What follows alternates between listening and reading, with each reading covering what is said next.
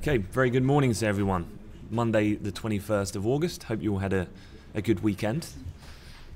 And just going straight into some of the charts this morning, and we'll have a bit of a recap of some of the major news from the weekend this morning, and then we'll look at how the week is going to look from a trading perspective. Certainly there are a couple of key events that the market will be focusing on quite sharply. And so just looking at things this morning in the futures, the DAX scene, you can see here centre left in negative territory. S&P 500 likewise in sympathy, also lower. Just looking at the DAX here, we're getting still close proximity to the initial on the daily levels, the S1 12,090.5.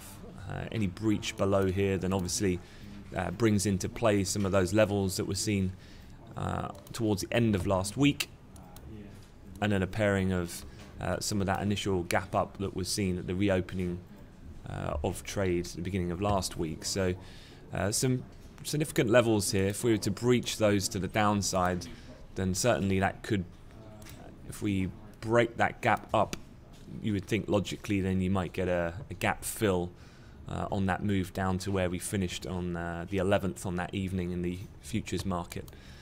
So a slightly kind of sour tone to the charts this morning, indicative of a slightly negative sentiment from overnight in the Asia Pac session, and we'll have a look at a few reasons why. This translating elsewhere, you can see T-notes just creeping up to have a little test on pivot here as Europe comes in this morning at that 25 level. And then gold also seen slight positive with the moderate, I say moderate, that's probably a bit stronger word, it's probably even less so than that at this point in terms of risk off sentiment. But you've climbed overnight in the Asian session, and then again since Europe's come in it's lifted enough to move back into positive territory up around $2. Upside you've got pivot 1295, then the psychological 1300 handle, which of course we did manage to breach. You can see there this is a daily continuation chart last week.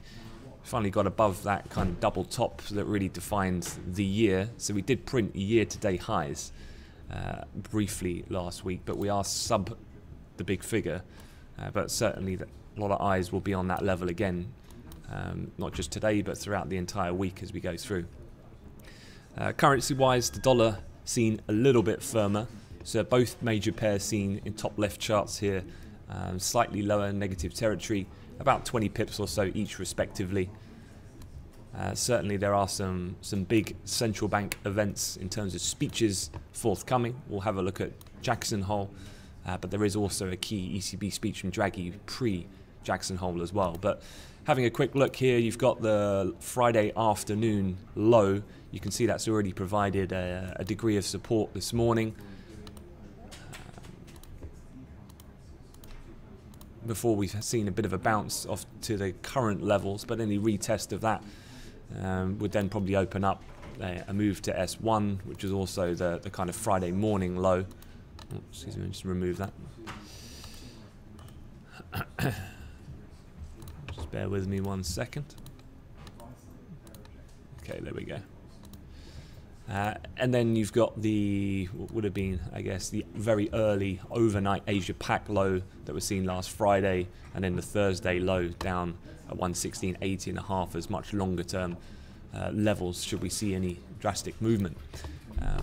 Cable, again, it's just really more of a slight dollar play than anything really sterling related. There's a couple of UK related stories we'll have a look at, but nothing really too groundbreaking.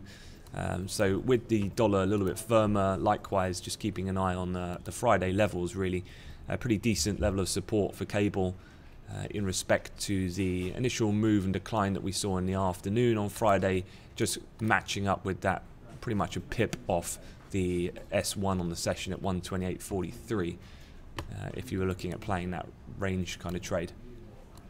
Okay, let's get down into the news then.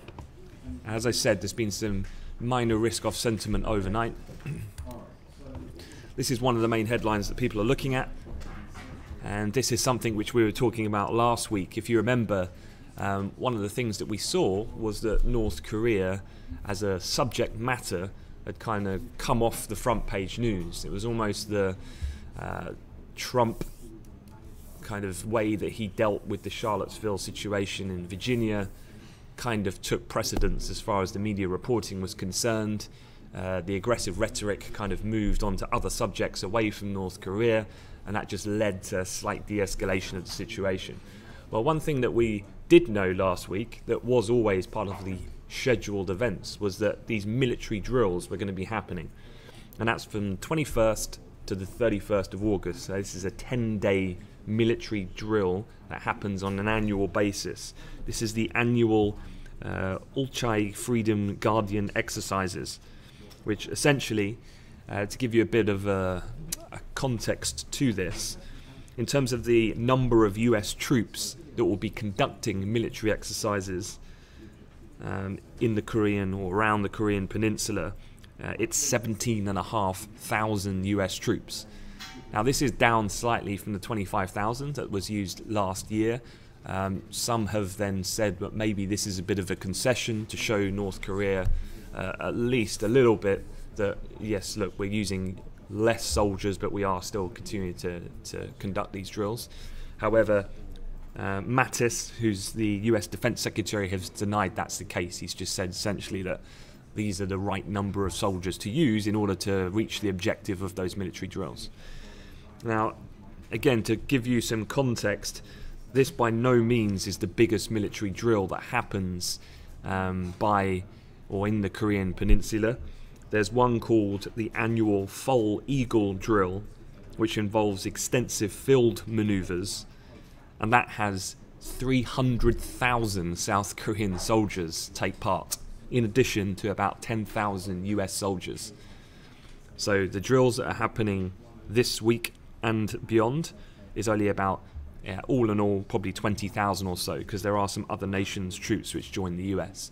So it is much smaller, but of course it becomes at a highly tensious point of North Korea and US relations in regards to the questioning on their nuclear program.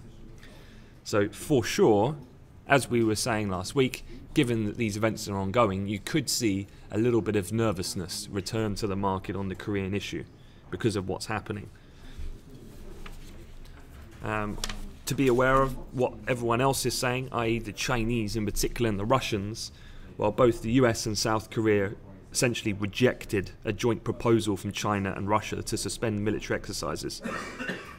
And so, again, it's not just about managing the situation in North Korea, it's about managing the relationship from a US perspective with China. And China having asked the US and South Korea to not conduct these for the sake of keeping the peace, the US have decided not to adhere to their request. And so it could be interesting here to see how this develops, and certainly could provide a bit of a negative overhang to the session, given, as we'll see, the lack of calendar events specifically for today. As there's bigger things to look at later on in the week, which might draw more attention back to the geopolitics, given there's a lack of economic data catalysts. As I'm speaking, I'm just keeping an eye on the S&P. We are down at around testing now the lows that were seen on Friday, likewise in the Dow future as well at the moment. So that's your kind of Korean situation. So as ever, keep an eye out for any reports about North Korea missile tests. Obviously, if they conducted a missile test whilst a military exercise is ongoing, this could quite quickly get misconstrued in the media, and probably there'll be a lot of nervousness about what the retaliation could be on either side and so on. So there definitely could be some flashes of risk off if that were to materialize, so to be aware of. Talking of Trump, this is kind of the latest here, is that, and I think this is, I guess, to be expected. Obviously, one of the big things about this Charlottesville incident is that it's taken away the emphasis on the timing of implementing more market-sensitive policies. The big one, of course, being the corporate tax issue. So what Trump and his administration have basically done, or looking to do from here forward, is they've decided to push hard for tax reforms and dialing down a controversial national security investigation into steel imports. Now, if you remember the steel imports, this is kind of where obviously China's a bit of a focal point. So in order to just tame the relationship on probing into steel imports whilst you're conducting these military exercises, this is a bit of a balancing act with a slight concession made on that in order for the Chinese to be okay with the drills taking place, I would imagine. This also, though, is so that Trump can maneuver himself in order to refocus markets' attentions on corporate tax, which he would see as a more market positive. So moving away from these more negative developments that certainly we saw for Trump yesterday. So it's kind of the latest with Trump. But moving on, arguably the biggest events that are taking place this week is Jackson Hole. So you got the Jackson Hole Symposium. It commences on Thursday, but the keynote speech delivered by the Fed Chair Janet Yellen is at 3 p.m. London time on Friday afternoon. Now, for some of the interns who haven't kind of lived through a Jackson Hole before, essentially the event has historical significance outside of the 8 scheduled monetary policy meetings a year that the Federal Reserve conduct.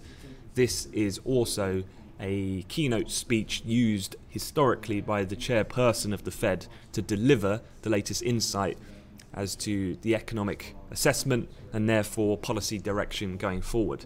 Now, this speech takes on a whole realm of precedence in the current context because of the fact that we're looking for confirmation about this tightening of the balance sheet, potentially to commence from next month, and then a final interest rate decision to occur in December.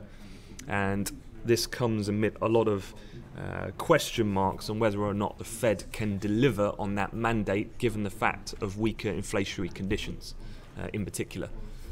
So Jackson Hole's a really big event. What this could lead to is, in terms of a bulk of trading volume, could well be catered towards the back end of the week, as market participants are not going to want to commit too much kind of capital to play ahead of what is arguably a really important speech. Also, this isn't just Yellen, you also have Mario Draghi. He is speaking at Jackson Hole. Now, this is the first time that Mr. Draghi has spoke at Jackson Hole in 3 years.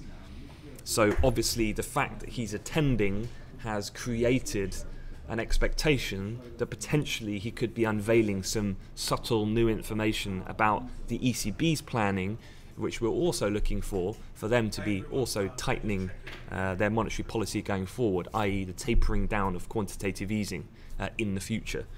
Now, the one thing to be aware of with Draghi is that Draghi is speaking at the Lindau Economics Symposium in Germany on the 23rd. So remember, Jackson Hole is on the 24th and 25th, Thursday and Friday, but this European German-based symposium is happening on Wednesday. And so what actually might happen, and I've already read a few market participants talking about this, is you might get Draghi looking to kind of preempt himself at Jackson Hole, take some of the importance off of that speech, and he might look to drop in some subtle signals in Wednesday's communication in order to prepare the market for some tightening type commentary that might follow on Thursday and Friday. Now, certainly this is something that's really going to drive markets in terms of the euro's near-term direction, and also for the equity market and bond futures. So again, these events don't kick off until midweek and thereafter. In the intermittent kind of period, I would definitely 100% be keeping in a close ear out for ECB sources, for example.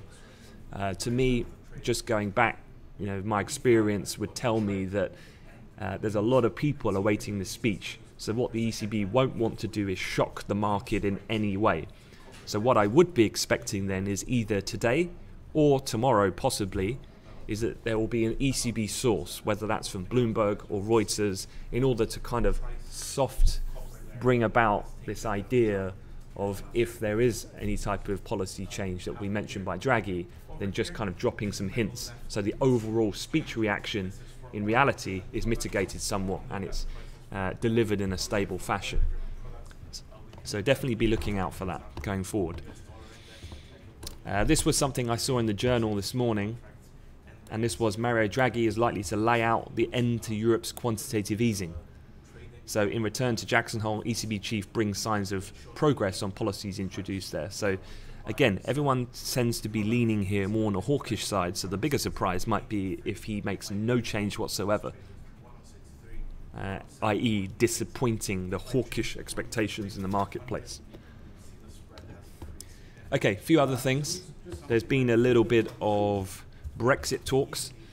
The UK steps up pressure on the EU over Brexit talks. So just in summary, Britain and the European Union are at odds over how soon the Brexit talks can pivot towards a trade deal just a week before negotiations are set to resume. So this is the crux of it here. Adopting a provocative posture, Theresa May's government declared at the weekend that it's stepping up pressure on the bloc to shift discussions away from terms of separation as soon as October. If you remember last week, there were source reports in Sky News suggesting that actually this kind of idea of the divorce bill and such getting settled for then more concrete talks on trade and transitional deals won't actually happen until December.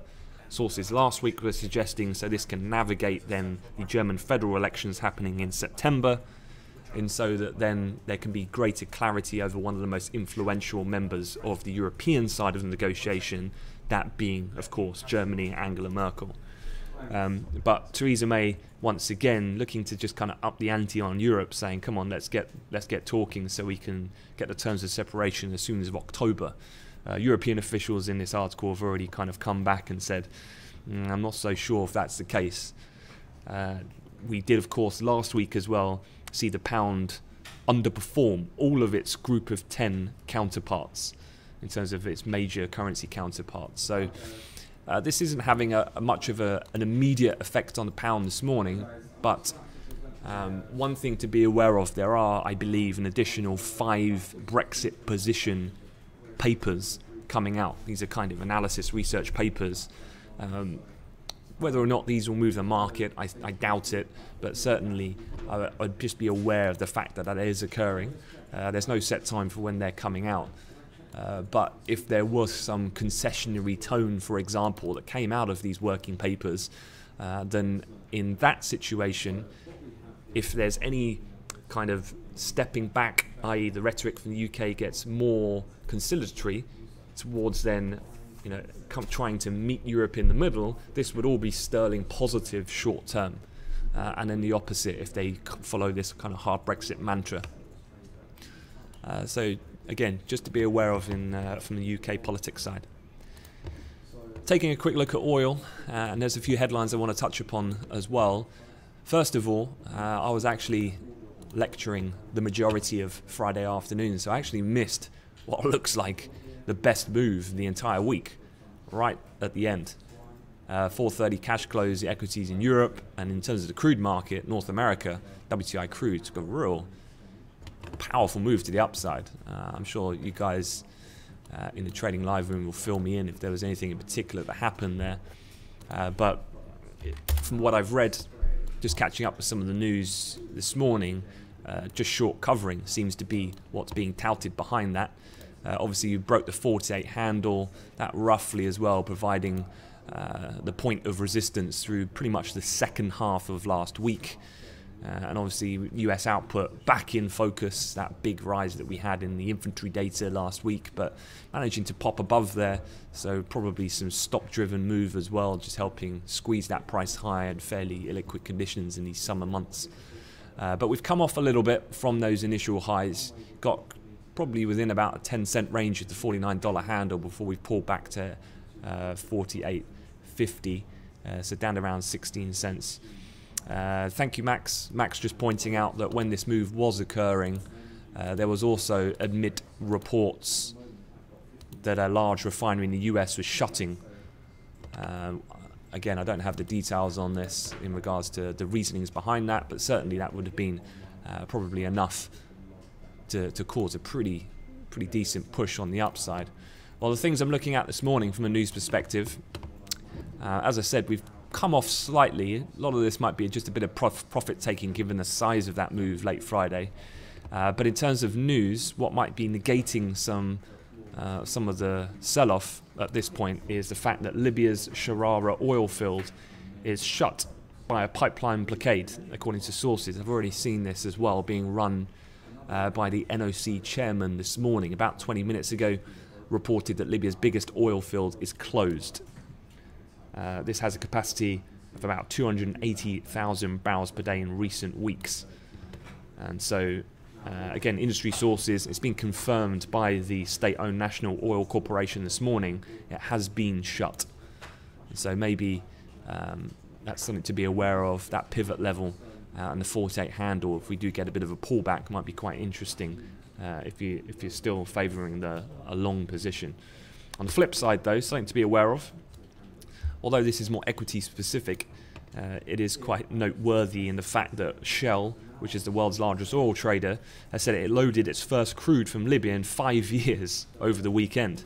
Obviously there's been a huge amount of civil disruption in Libya, which is one of the key reasons why they've not had to adhere to the OPEC cut production quota, them and of course Nigeria. And then what we're seeing now is that some of these major oil firms are actually managing to get their cargo out of what is here the Zua Tina port, according to sources at the weekend. So we're starting to see some first transportation out of some of these key areas. One of the key things here, again in a bit of context, I've just highlighted it here at the bottom, is as we were talking a lot about, I was lecturing to some of the new interns last week about what is the next kind of elevation in what OPEC can do in order to make the cuts that they're doing have more of an impact on the underlying price of crude. And obviously a cap on Libya and Nigeria would be one of those next steps, logically. To give you an idea though, Libya isn't planning to join any agreement to curb output until it reaches a target of 1.25 million barrels a day by the end of the year and can maintain that level. That was according to two sources back in July. As far as I'm aware, and certainly if the Sharara oil field is taken offline, which is about circa 300,000, they're still quite a bit off that 1.25 million target, probably sub million at the moment, I would imagine. And so any caps for those countries, obviously Libya is going to be very anti that happening, if you hear that kind of rhetoric. Okay, looking at the calendar for today, the actual daily calendar, it's one of the most uninspiring calendars you're probably likely to see. Really nothing that interesting going on at all. But there are a few additions here that I would like to add. One of them is there is no set time, but the technical meeting over the compliance of OPEC to its production cut is actually happening today.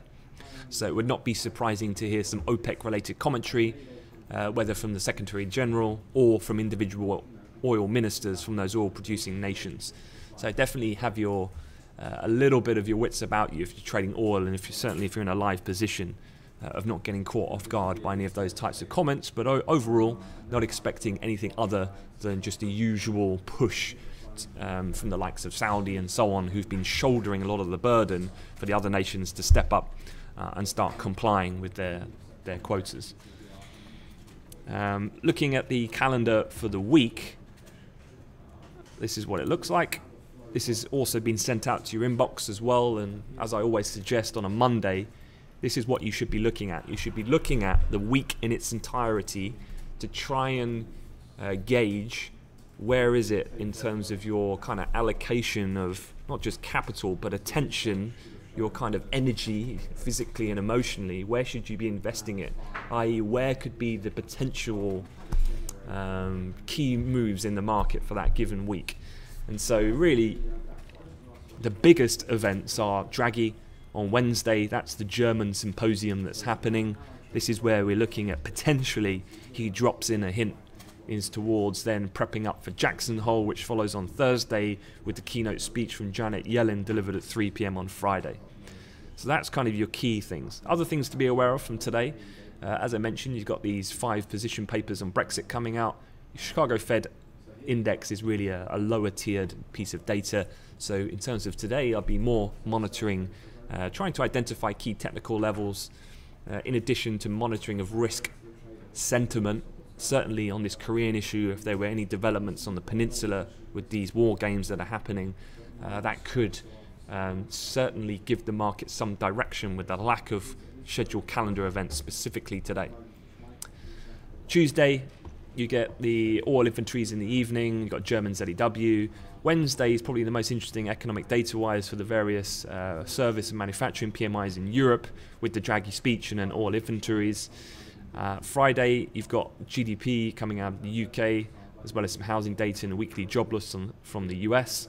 And then on Friday, you've got German IFO, which is always interesting, that figure which has been tracking at extremely high levels in terms of German corporate confidence going forward. It'll be interesting to see whether or not that's taken any fluctuation heading into the important, of course, German federal elections, which take place in only a couple of weeks' time.